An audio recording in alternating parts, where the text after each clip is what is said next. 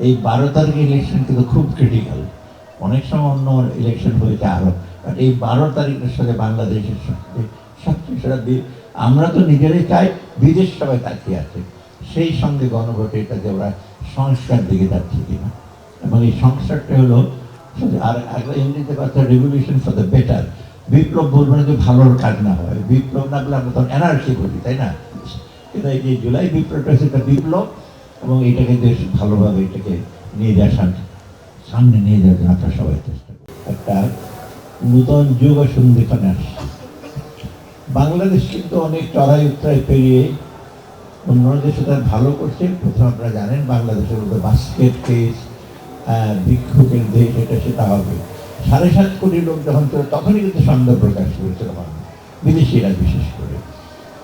আমরা এখন ১৭-১৮ কোটি লোক, এখন কিন্তু আমরা অনাহারে মারা যাচ্ছে বা অর্ধাহারে মারা যাচ্ছে, বা আমরা অনেকটা অন্য দেশের তুলনায় অবশ্যই সে বলেছেন যে অন্য দেশ থেকে কিছুটা বেশি আছি, কিন্তু মোটামুটি কিন্তু আমরা সচ্ছল মানে ভালো অবস্থা আছে। এটা কারো একক কৃতিত্ব না, ধারাবাহিক এটা ঘটে। তবে সবচেয়ে বেশি আমাদের দুর্বলতা হলো আমরা আরও দ্রুত এগিয়ে যেতে পারতাম। সেটা আমাদের নিজেদের দুর্বলতা, দুর্নীতি, নিজেদের মধ্যে আমার পরার্থকতার অভাব, ইউনিটির অভাব, কোঅপারেশনের অভাব। এই আমরা জুলাই আমরা যখন সেপ্টেম্বরে আসছি আমাদের মূল উদ্দেশ্য ছিল। আমি অনেক জায়গায় বলেছি আমরা ক্ষমতা নেইনি, কিন্তু আমরা দায়িত্ব নিয়েছি। আমাদের কিছু একটা দায়িত্ব দিয়েছে দেশটাকে সঠিক পথে। ১২ তারিখে একটা গণভোট হচ্ছে, সেখানে কিন্তু একটা প্রশ্ন আসছে হ্যাঁ বা না।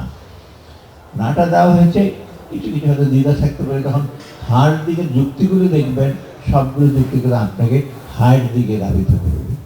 সংস্কার চান কিনা, এবং এটা কন্টিনিউ করুন কিনা, দুর্নীতি দমন হবে কিনা, এবং আইন শৃঙ্খলা থাকবে, আইন শাসন থাকবে, এইগুলি। এবং এটা ইউনিভার্সাল মানে এটা সার্বজনীন দিক, শুধু বাংলাদেশের জন্য না, পৃথিবীর সব দেশের জন্য। কিন্তু বাংলাদেশে আমাদের কয়েকটা জিনিস একটু উইক আছে, সেটাকে আমরা এসে করতে চাচ্ছি। অতএব এটা আমরা চলে যাবো, অন্তর্বর্তী সরকার, নতুন সরকার আসবে, তারাই সেই সংস্কার, তাদেরও কিছু সংস্কার থাকবে। কিন্তু সবচেয়ে বড় কথা হলো আপনাদের অংশগ্রহণ, এবং আপনারা বলবেন এটা চাই, সেই সুযোগই কিন্তু হামফুল মাধ্যমে হয়তো কিছু বিচ্যুতি। আর সর্বশেষ আমাদের শুরু করা সংস্কারগুলো আমরা শুরু করেছি, শেষ হয়নি, কিছু কিছু হয়েছে, এবং সেটা চলবে। কন্টিনিউয়াস ডেভেলপমেন্ট, কিউমুলেটিভ আপনি যেটা করবেন তারপর আরেকজন এসে করবে। নট দ্যাট আমি একটা করলাম, ইটটা সরিয়ে দেওয়া, ইট বিল্ডিংটা ভালো না, আরেকটা করো। সেটা বাংলাদেশে ঘটেছে, তাই না? একটা কিছু বিল্ডিং করেছে বলে এই বিল্ডিংটা একেবারে খারাপ, দাও ভেঙে, সেটা কিন্তু আমার অ্যাডমিনিস্ট্রেশন হয়েছে। অতএব কিউমুলেটিভ জিনিস আমরা সবাই মিলে সম্মিলিতভাবে কন্টিনিউয়াস তারপরে চেষ্টা করবেন।